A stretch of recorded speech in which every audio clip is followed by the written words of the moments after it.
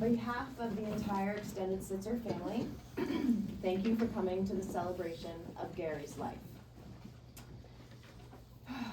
My name is Jory, and I'm Gary's third oldest daughter. My mother, Jill, asked me to say a few words for her. I would like to thank my 4 daughters for the support and love they have shown me the past several months. Gary asked each of his daughters in his last moments, quote unquote, take care of your mother, and they have done so very well.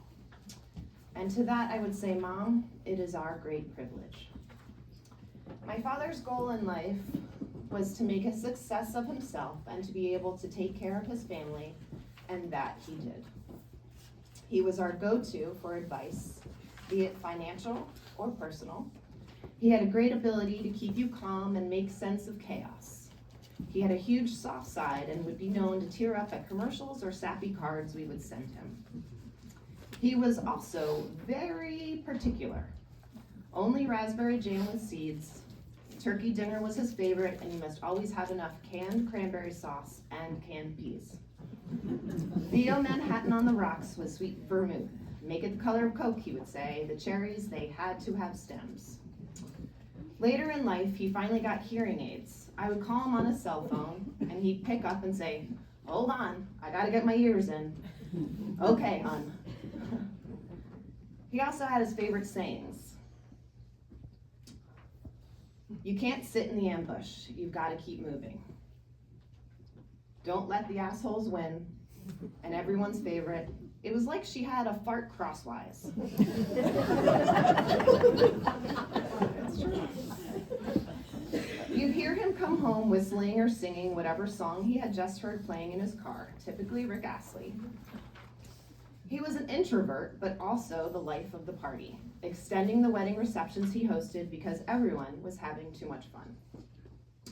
Dad's spirit was a unique blend of quiet reflection and infectious energy, reminding us that life is meant to be lived, savored, and celebrated. Today, we honor his memory with not only sadness, but also with the same laughter, wisdom, and love that he brought into all of our lives. Thank you for being here.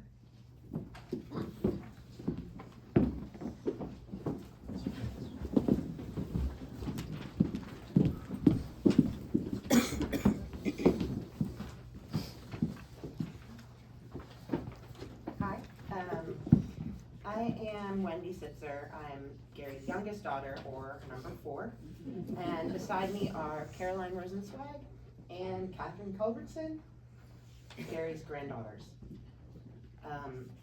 My father recited the following speech at a Christmas dinner in 2019 with all 15 of our immediate family members surrounding him. He felt so strongly about the importance of this text, that it was one of the few documents and the only non-business document in his fireproof lockbox. My father didn't express deep emotion frequently, but when he did, he really knocked it out of the park. On my 75th birthday, earlier this month, I had a quiet epiphany on what is most important in my life. It is not the things I have accomplished, nor any financial success I may have had. The most important things in my life are the people sitting at this table and my ability to help each of you realize your individual dreams. I might not always agree with your dreams, but I will fiercely defend your right to have them and will always do my best to help you achieve them. I believe it is why God put me on this earth. We are each currently going through some challenging times and will have additional challenges in the future, some minor and some major. I love each of you and will always be available to try to help you. I will try not to be judgmental, but to listen closely to what you say, and will do everything I can to help you solve your problems and help you get where you want to go. Please talk to me and you'll never have to do it alone.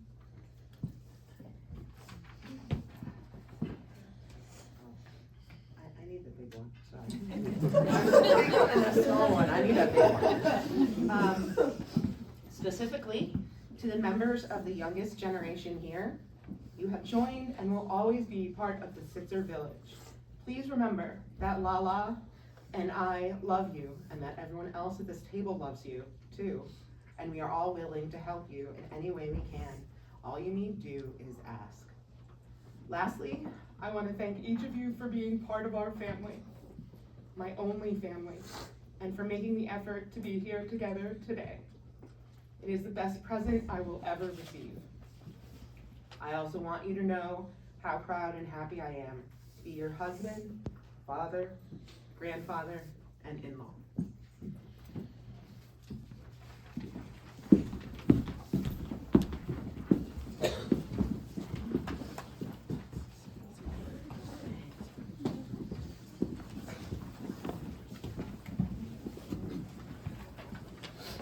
Hey, I'm Brady Quick. I'm Papa's second grandson, and I'm going to read Psalm 23. The Lord is my shepherd, I shall not want. He maketh me to lie down in green pastures. He leadeth me beside the still waters. He restoreth my soul. He leadeth me in paths of righteousness for his name's sake. I walk through the Yea, though I walk through the valley of the shadow of death, I will fear no evil, for thou art with me. Thy rod and thy staff, they comfort me.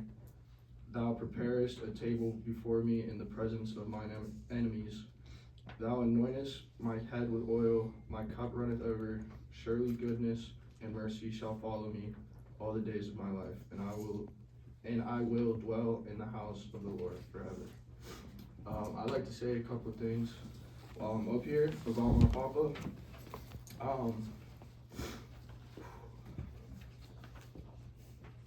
He taught me a lot about life. He taught me about the importance of knowledge and how that can help you. He always wanted to know what I wanted to do and what my goals were, so that he could help me in any way he possibly could. But more than any of that, he was one of the most fun men in this entire world. And when all of us grandchildren were little kids, we would walk on the golf course path to the bridge where there's a wooded area. It's the other side of the golf course. And he would call it the 100-acre woods. And we would walk in there looking for the heffalumps. And he had us completely convinced that they were in there. If there was a knockdown tree, we'd be like, that was a heffalump. He'd send us up to walk ahead of him a little bit, throw a stick or a rock in the woods. He'd be like, you hear the heffalumps coming? Gotta get moving. So yeah, he was a lot of fun. He was had a very big heart. And he's just a great man.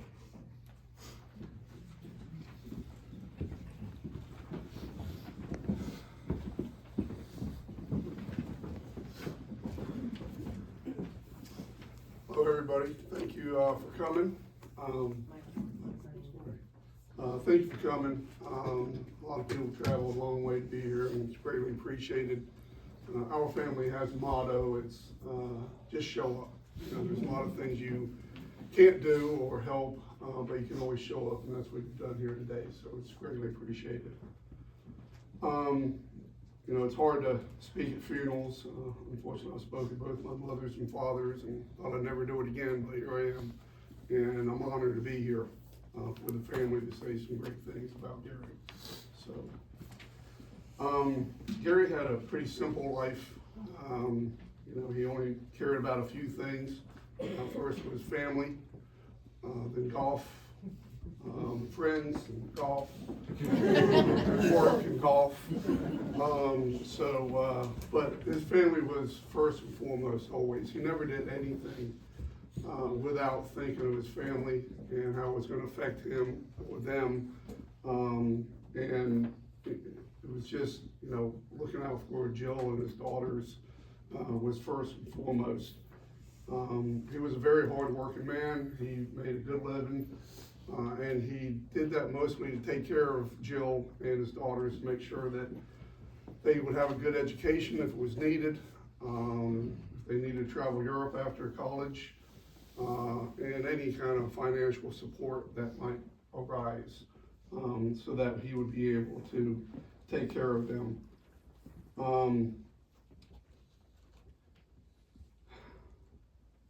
So he raised 4 daughters, and I was around for the last 35 plus years.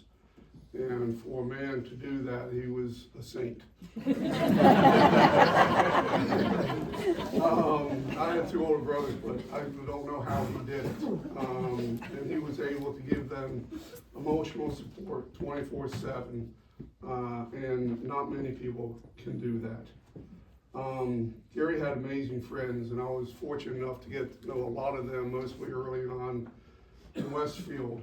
And he loved hanging out with his boys. He loved going golfing with his entourage and Jill and all that. But every time we went somewhere, he would always go out of his way to introduce me to the golf pro, the greenskeeper, the bartenders, the managers, everybody. And they all truly, truly loved him deeply. Gary was, one of a kind. He walked into the room, he owned it. And so he was a guy that, you wanted to know and you could never forget him. One of the great stories I've got was an epic wedding that Gary and Jill put on for Robin and me at Echo Lake Country Club. I lived in Greensboro at the time, kind of out in the woods on a lake, and Gary came to me before the wedding and said that this is a country club. And that my redneck buddies were not allowed to do shots. So, and he had, told the bartenders that. So I went and told my friends, and they said, okay, no problem. But after watching tray after tray of stingers be delivered to his buddies, my friends quickly realized that they would go to the bar and order some bourbon neat. So with that happening, and with Jill being telling all the wait staff to make sure the champagne glasses stayed full, we set an Echo Lake record for most drinks ever served at any event at Echo Lake, and I believe that still stands today, if I remember correctly. But another story was, playing golf with Gary was different. Gary played by the PGA rules. You don't touch your ball on the fairway, you play where it lies, only 1 ball off the tee. I had different rules myself. And needless to say that playing with Gary completely wrecked my 30 handicap by far. But he did give me a compliment once after we played around at Echo Lake.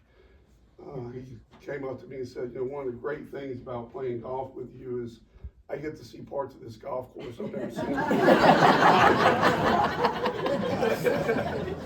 So I was usually in the woods or, out of bounds somewhere. But at least I could offer that to him. But one of my great memories is, Gary and Jill built this house here in Westfield for the family, for everybody to come and gather, a place where you could all get together. And like I said, one of my favorite memories is watching Gary and Jill dance in the kitchen to Frank Sinatra with all the grandchildren singing and dancing around them. It was just absolutely beautiful. So that was one of my favorite memories of all time. So yeah, I'm the youngest of 3 boys, and then coming into the Sitcer family now, I'm the oldest and have 4 daughters, well, 3 daughters and sisters. Yeah. I should probably read my notes. But I just want to try to, can't fill Gary's shoes. Nobody should ever try. But I want to try to be here for the family, for Jill and the entire family, give them as much support as I possibly can. So I just hope Gary is enjoying life up in there in heaven with his buddies, dancing, having a great time with some stingers, and thank you for the ride. I love you.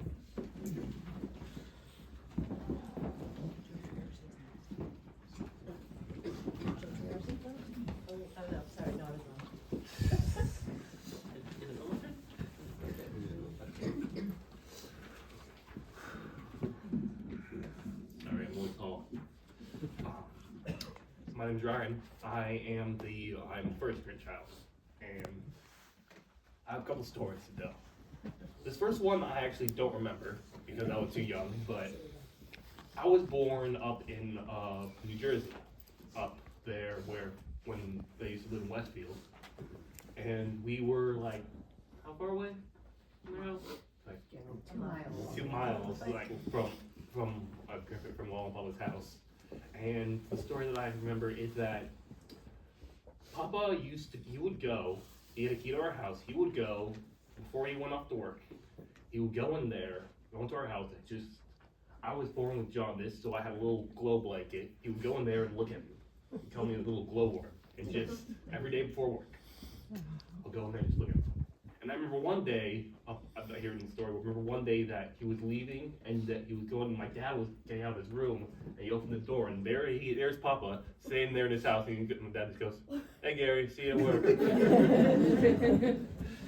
So yeah, I was the first grandchild, and it was clear how much he loved us. And it was amazing watching that with my other cousins. And my earliest memory I would have been 2.5, 3, and my brother had just been born. We were up in Baltimore visiting Jory. There had been a big snowstorm. And so I remember everyone was inside, almost everyone was inside. My mom was with Brady. I remember putting on my big old snow coat like the Christmas store where I couldn't put my arms down out there. I remember opening up the door, walking outside, and just seeing Papa shoveling snow and just seeing a bunch of white. I remember taking one step off of the front, taking down the first step out the front door, and all of a sudden it's just white. The snow was over my head. Couldn't see anything. So then I remember him running over there, picking me up, bringing me inside. I was soaked. That's the earliest memory I have of him. But he was something else. He was, as Jory said, introverted, but at the same time, I think probably the funniest man I know, with just knowing what to say and when, how such a dry line delivered at the right time can bring an entire crowd to tears laughing. He's made me the man I am today. I'm so proud to be his grandchild.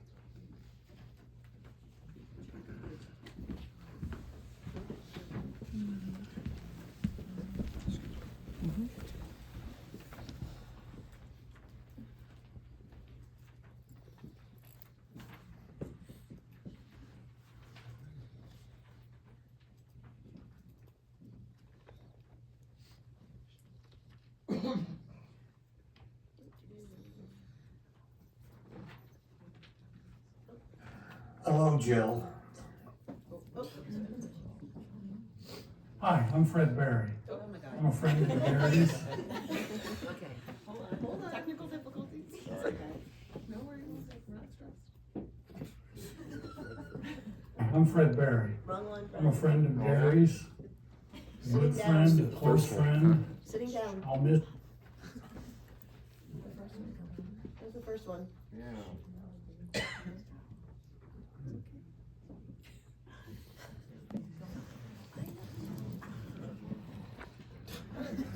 Hello, Jill. There you go. I'm pleased that you and the girls have asked me to say a few words on Gary's passing. I'm pleased that we have known each other for many, many years. Our families have grown up and grown old together. Gary and I have been close friends for that period of time. And during that period of time, we've probably been closer than most brothers have. He was the funniest man that I've ever met. Yet at the same time, he was serious and concerned about his family and his business and the issues that his family and business were facing. And he managed managed during that course of his life to put things in a proper perspective and treat each of these disparate elements with a certain gift that caused them to be successful. I remember when we first met almost 50 years ago, how free and easy it was for both of us, raising families with small children, facing small problems, but managing despite the concerns that parents normally share for their children. And I remember as times went by, as times passed, how our focus has shifted from small problems for the children to bigger problems for the children and problems with the growth of our businesses and with the inevitable concerns that arose with those issues. Gary seemed always to be measured and tempered and to be able to put things in proper perspective. My gosh, was he a funny guy. He seemed to have a humorous way to lighten the load on his friends and his family. And he had a quality about him that put everyone around him at ease. I remember in particular when he and his good friend Dwight Weeks decided they wanted to join Echo Lake Golf Club. In those days, a golf club that was populated by the graybeards of Westfield. And here were these two young men in their late 30s or early 40s thinking they were going to intrude themselves into the club. They did. And they did so successfully. And then they proceeded to integrate the club with a bunch of other young men like myself. I never thought it would happen. Gary invited me to a dinner at the club one night, a special dinner where he and Weeks were being honored for having just won a tournament. As the night wore on, and we all had a few drinks, I vividly remember Gary walking around in those days with a full beard. My recollection was it was close to a red beard, with a silver pot on his head, proclaiming himself to be the best player in the club. This among his fellow club members, all of whom were well north of 75 to 80 years old. And I thought to myself, there is no way after this experience that they're going to bring any more young men into the club after seeing him. Those fears were allayed by my acceptance in the club and by the way in which the older members reached out to us and brought us into the group. And I regard Gary for being the impetus for that. It's not easy to walk into someone's home or private club like this and bring in your friends and their friends and change cultures. And he was instrumental in changing the culture of the club. I also remember with fondness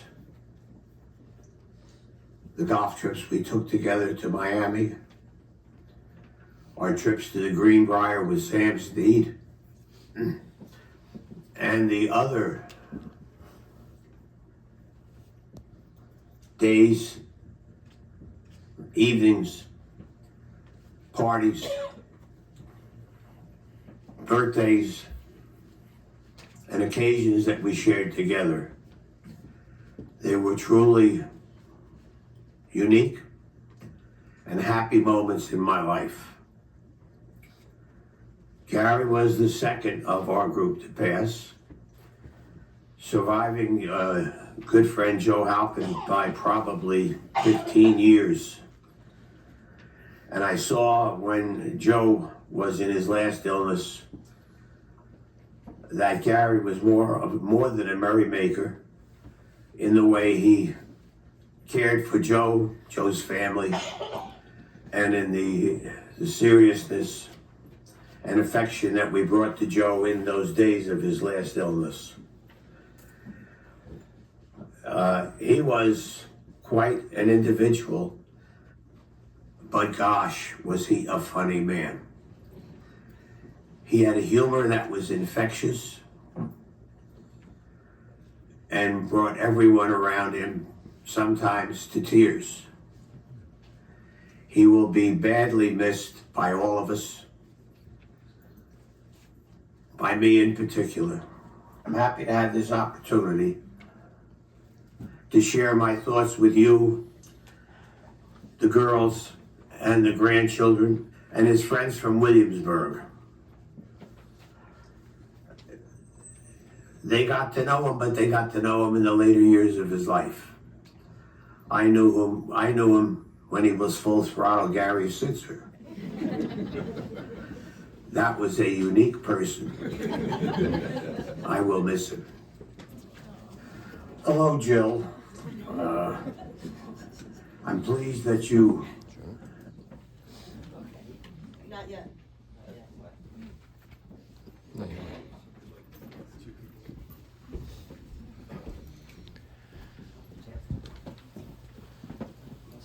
Good afternoon, I'm Jim Henry, and I'm one of the guys that didn't know him when he was full throttle. That's probably good I didn't know him. Because he was much faster than most anybody I miss knew. him. No, I do miss him. Gary and I have known Gary.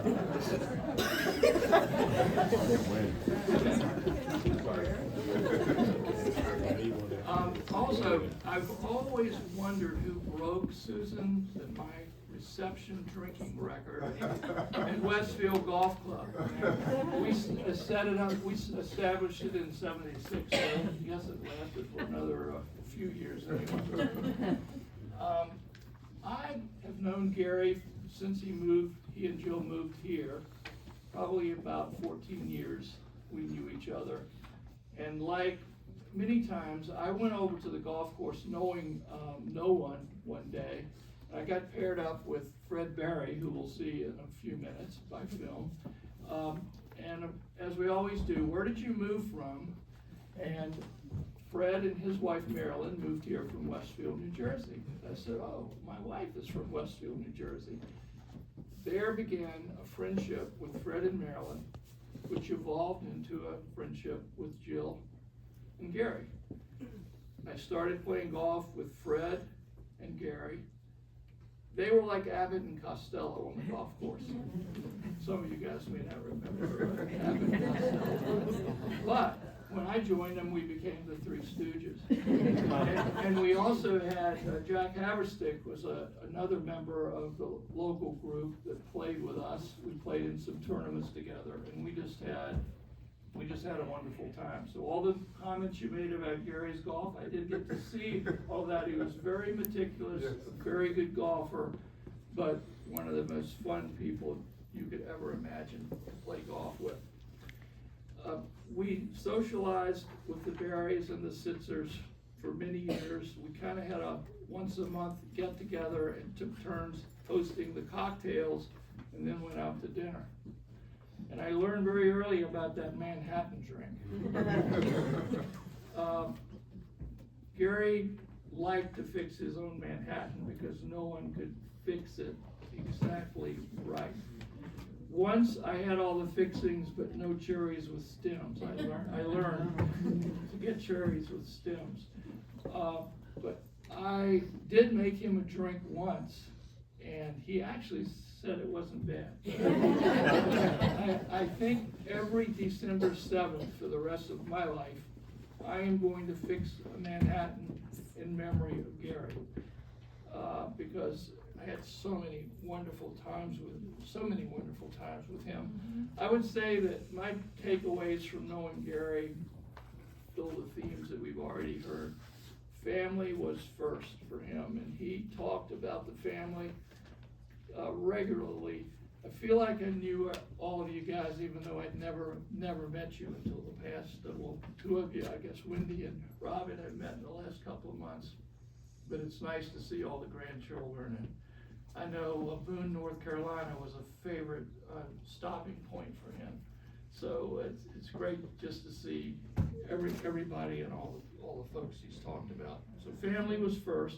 I know he was a great businessman. I heard a lot about his business, and he was passionate about his business. He was passionate about his customers. He was just the kind of person you'd want to do business with. And I would say since he moved here, he got involved with the community. And he did make contributions to the Homeowners Association here at Ford's Colony. But he was very instrumental in the tax assist program that the AARP runs here. So when February 1st rolls around, there are going to be a lot of people coming into that tax assist group looking for Gary Sitcer. He was a wonderful member of that group. He studied, he learned all the new tax laws. We would milk him for information when he would come in January, fresh off of his studying, to figure out, Fred and I would try to figure out, okay, how can we save some money this year?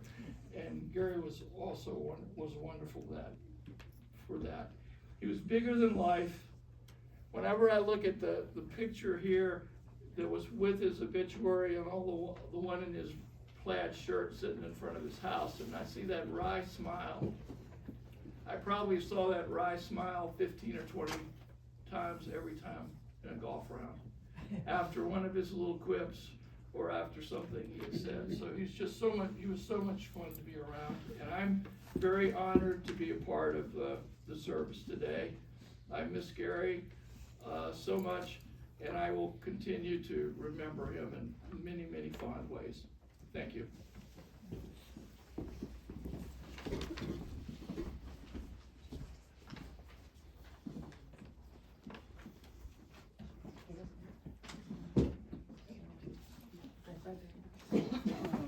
I'll take some trash here.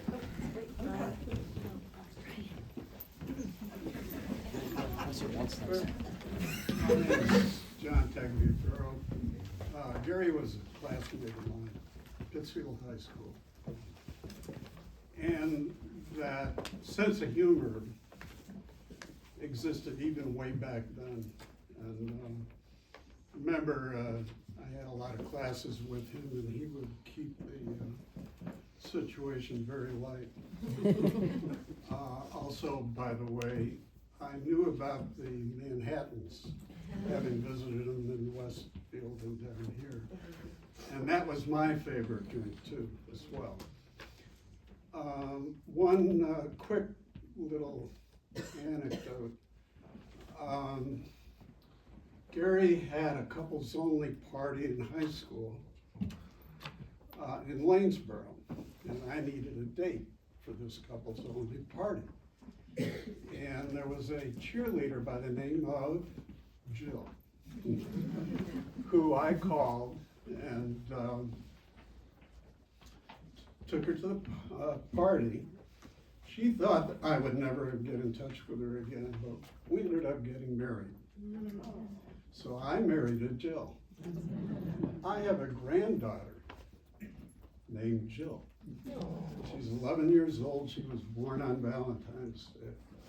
So just quickly, Gary and I really reunited and played golf and so forth as a result of a Pittsfield High School class reunion. And there was a big break between high school and renewing a relationship with Gary. And he was standing by the pro shop. So we were going to play a little golf event before the reunion. So I walked over to him and I said, Gary, you know you're responsible for my 2 children and my grandchildren. And I reminded him about that couples only party. If he hadn't invited me to that party, and if I hadn't called my Jill, my life would have been changed forever. So, one other thing that I don't think has been mentioned, Gary was the fullback on our undefeated football team. 3 years of our class at high school, the football team never lost a game. And by the way, my Jill was a cheerleader. So he was a fullback on the team, and they were undefeated. So Gary is undefeated.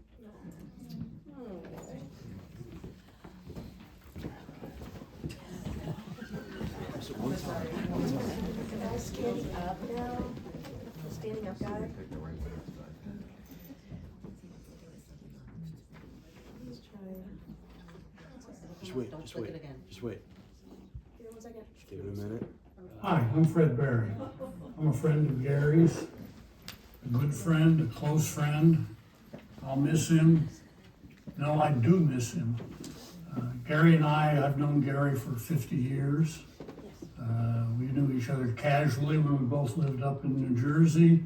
We got to be very close friends over the last 20 years after he and Jill moved down here to Williamsburg.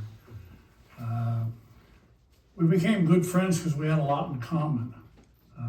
We'd both been to Vietnam, we both had families, we both ran a small manufacturing business and do all the crazy things that went on with those. We played a lot of golf together, we talked, we went to lunches.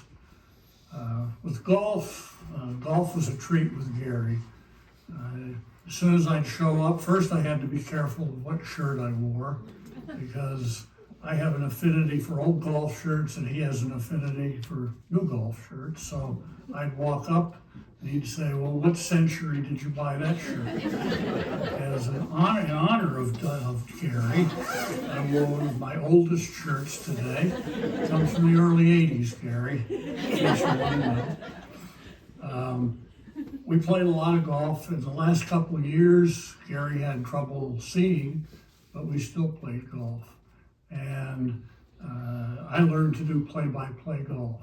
He'd hit it, I'd say, there's a nice high drive down the left side of the fairway, fading in toward the fairway. Oh, almost made it just in the rough. And he would say, oh man, if I could see it, it'd be better. So we did that for a couple of years. And Gary would say, you know, the only reason I'm out here is because of you, because I know you like to play golf and be out here. Well, that was Gary's way of saying thanks, Fred. In retirement, we spent a lot of time together. We talked about business, the sale of his business. We went through all sorts of crises there, some of my business crises. We compared notes. We were both happy that we were able to be successful enough to take care of our families and to provide for our retirements, because these little businesses don't provide pensions. You take what you earn, you put it away, and if it's not there, you're out of luck. You live on Social Security. But Gary was really good at business.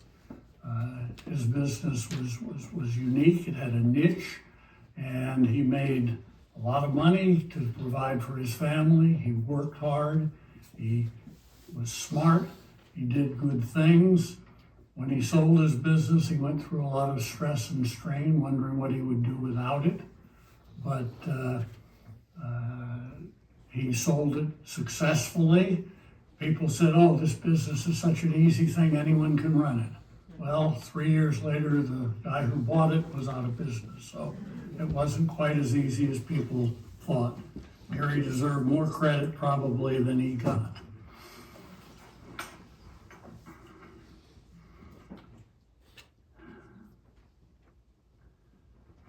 we got together better when Gary and Jill built here in Ford's Colony. We lived here as well at that time, and he loved this house that he lived in. I moved out of Ford's Colony, he stayed. He said, I'm never leaving my house. I've got room for my family, I've got room for my friends, I've got a beautiful view of the golf course, why would I ever want to move? And he got his wish. He did not have to move ever. And he really dreaded the idea of leaving this house. So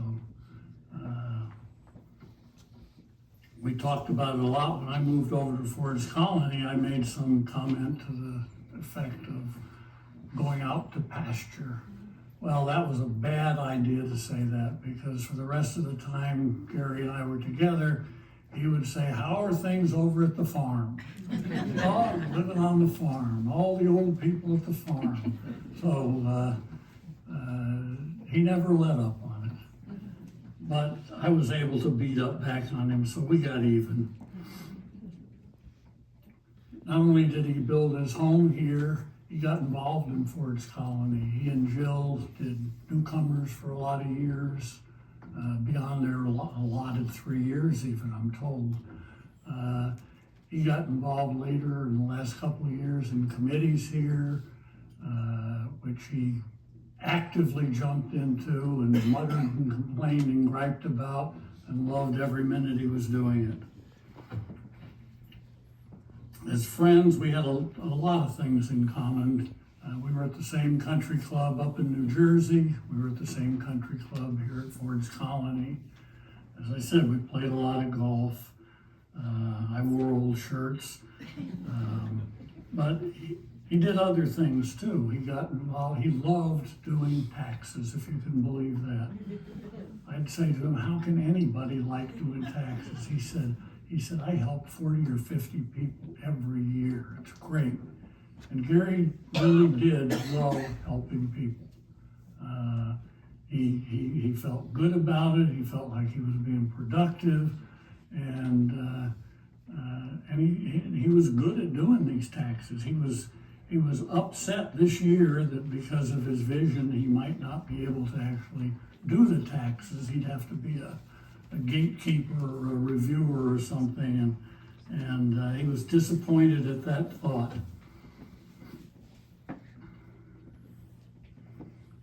We talked about everything, Gary and I.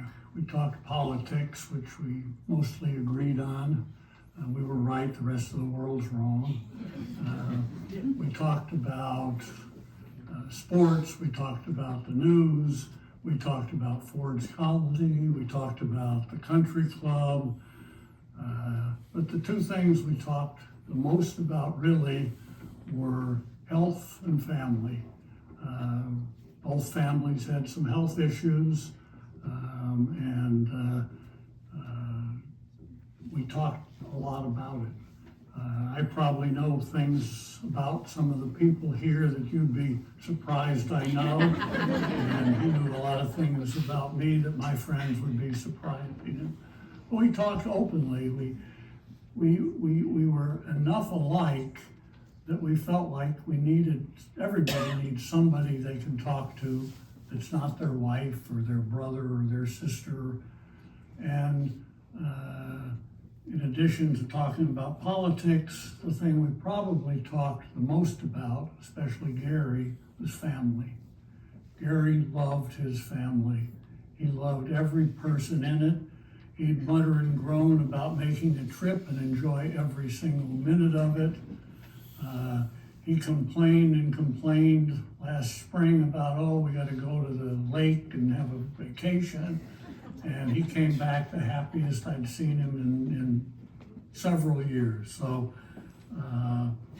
everyone in the family he related to. He and Jill played a lot of golf together in their earlier years, and traveled a lot together, and obviously lived together for 50 plus years. But his daughters, Robin, Megan, Jory, Wendy, he had his own take and story on each one of them. He had them all pegged in his own category. I see, one of the daughters out there shaking her head. But the truth is, he loved each of them, and he really wanted to help them and do what he could for them, for their family. And he did, I think. He worked hard at it, and he cared a lot about it. And he'd really get upset if things weren't working perfectly for one of his kids. The only thing he had maybe a little more enthusiasm for in the last years were his grandkids. He was building relationships with them, teaching them, mentoring them, talking with them, and he felt like it was the best possible thing he could do in his life.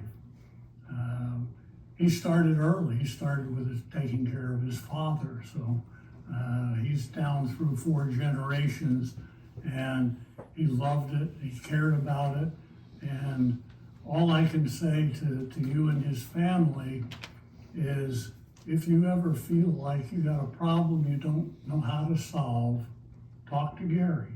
He's there, and you may not hear the words in your ear, but if you talk it out to him, you'll have an answer. So, and you would make him feel really good by doing it. Sometimes we talk about things like health, and we'd be scared. We're all scared sometimes of different things, and for ourselves and for our families, but we shared those things, and we bonded over the relationship. What we would mostly do with each other is listen. And if we all learn how to listen better and talk less, we'd all probably be better off and happier. So Gary's family was his first, second, third, and last concern.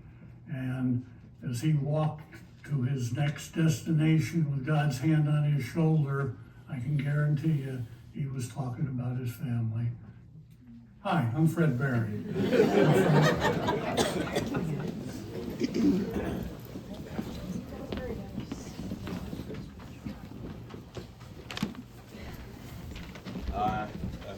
I'm Benjamin Rosenzweig. I'm the 4th grandkid. I'm Cameron Culbertson. I'm the 3rd. Please join us in reciting the Lord's Prayer in unison.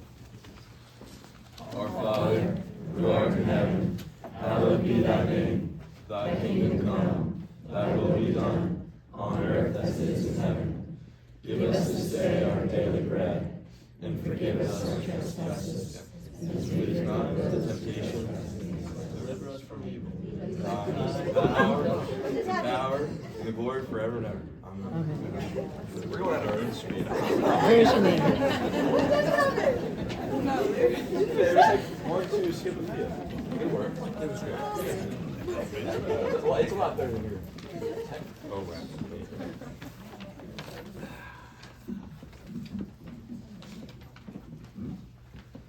Psalm 139. You have searched me, Lord, and you know me. You know when I sit and when I rise. You perceive my thoughts from afar. You discern my going out and my lying down. You are familiar with all my ways. Before a word is onto my tongue, Lord, my tongue, you, Lord, know it completely. You hem me in behind and before, and you lay your hand upon me. Such knowledge is too wonderful for me, too lofty for me to attain. Where can I go from your spirit? Where can I flee from your presence? If I go up to the heavens, you are there. If I make my bed in the depth, you are there. If I rise on the wings of the dawn, if I settle on the far side of the sea, even there on your hand you will guide me. Your right hand will hold me fast. If I say, surely the darkness will hide me, and the light becomes night around me, even the darkness will not be dark to you. The night will shine like the day, for darkness is as light to you.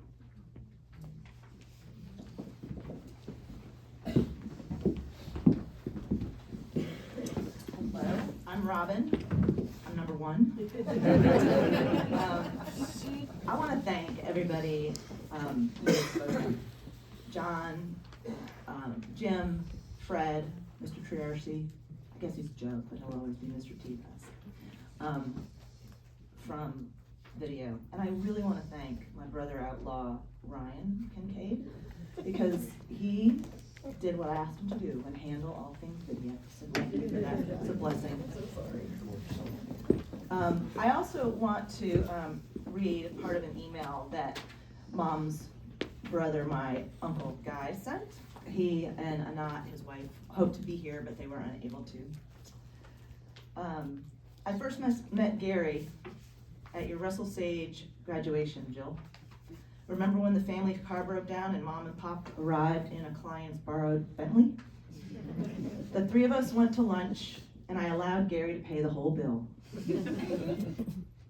I think Guy would probably say Gary was still paying the bills all these years later. I have some great photos of your wedding, including in his army uniform. Fort Benning, PSYOPs in Vietnam, then home.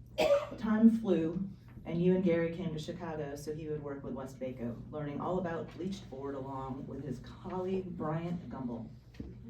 Back to New York to work with AGI, I got to visit his cool office during that time.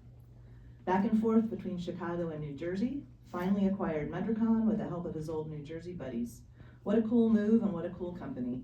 He made a real name for himself and a great life for the family. All the while, you and he raising our 4 great nieces and supporting their raising our 6 great grandniblets. Golf and paddle at Echo Lake and Ford's Colony, Christmases in Geneva, Downers Grove, Barrington, Westfield, and finally Williamsburg. What memories. Businessman, golfer, great dad, great granddad, great guy. And from Anat, Gary and I got along the minute we met, which is about 55 years ago. He was always interesting to talk to, and I was once privileged to hear tales of his times in Vietnam. It was easy to confide in him about my business, and he would always be ready to give me advice. We both loved to watch football, and I always made a point to sit next to him at Christmas. He was one of the good guys and will be missed.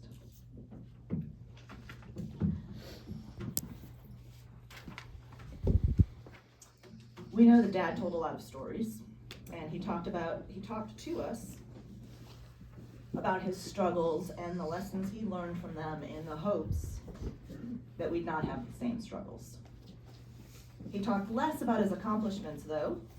We knew he played football in high school, but we had to dig out a scrapbook that his mom made in order to realize what a Pittsfield High School football star he was.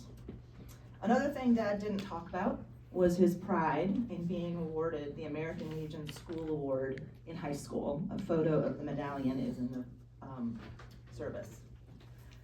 The medallion from that award he kept on his desk, and as you can see, it reads courage, leadership, honor, service, scholarship. I'm so glad that Mom recently told us about this award and how proud he was to have received it. These qualities in him were recognized when he was just a teenager, but they defined him his entire life and made him a great man. Even more than that, he set an example for Mom.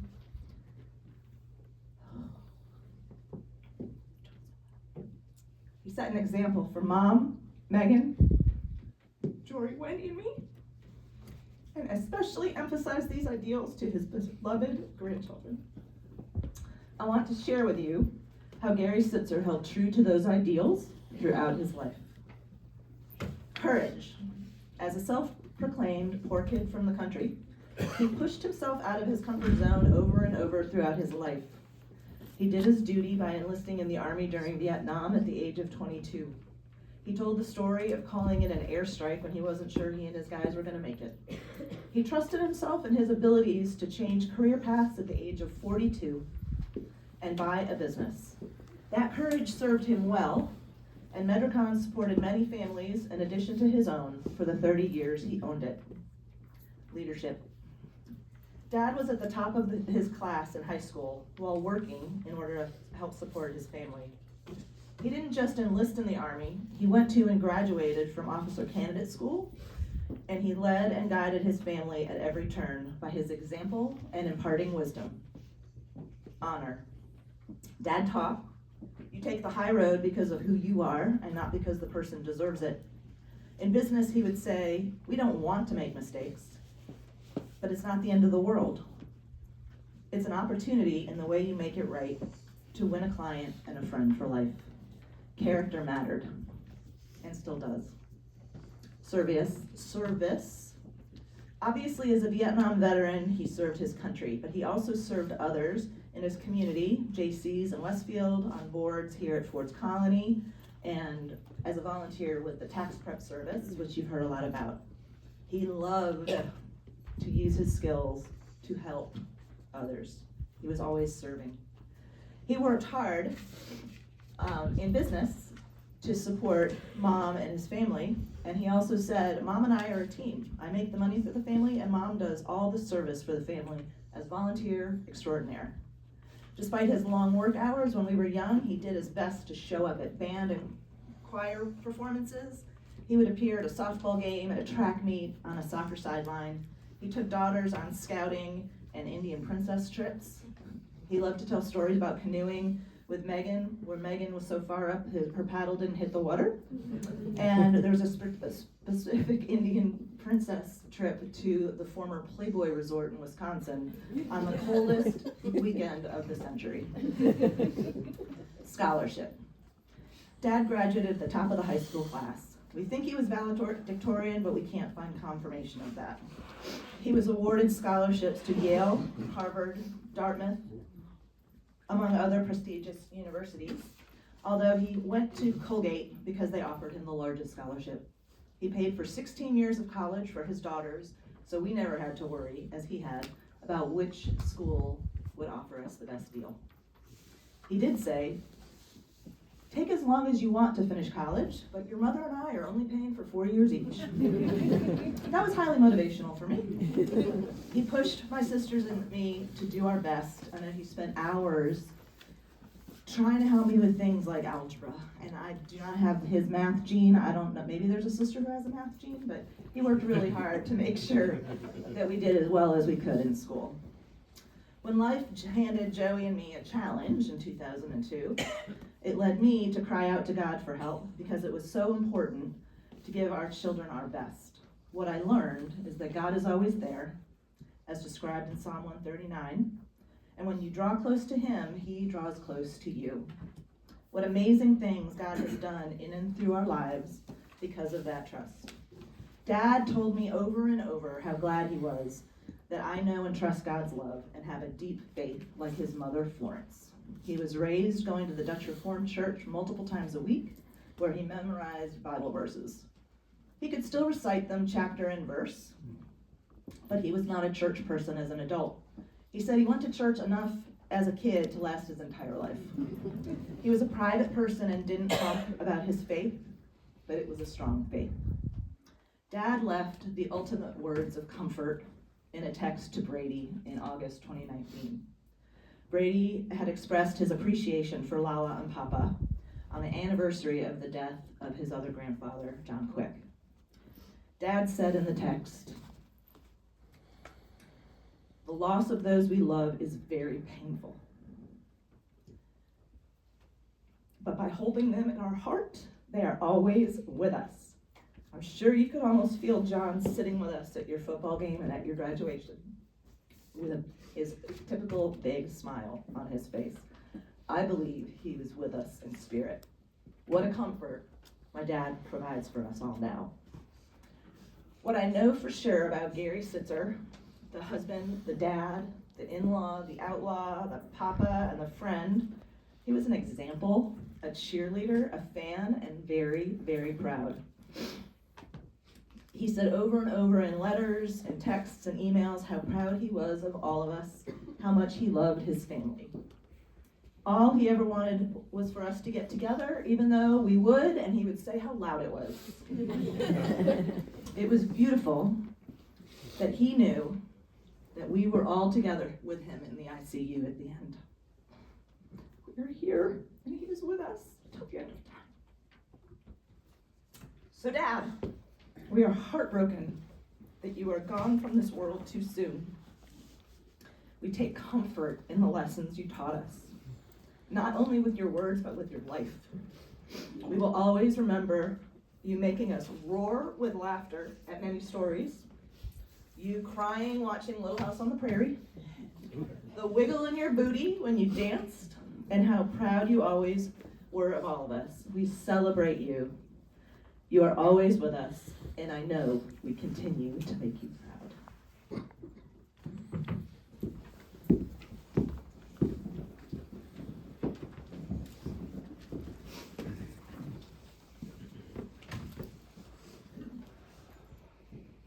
Lord, thank you for the many blessings you have bestowed upon us and for the food we are about to receive. Thank you for allowing us to come together as a family this day and give us the strength to face whatever you put in front of us. In Christ's name we pray. Amen. I was supposed to say before I let Joe read that blessing, that was the end of my dad's 2019 Christmas letter when he read it to us at the dinner table.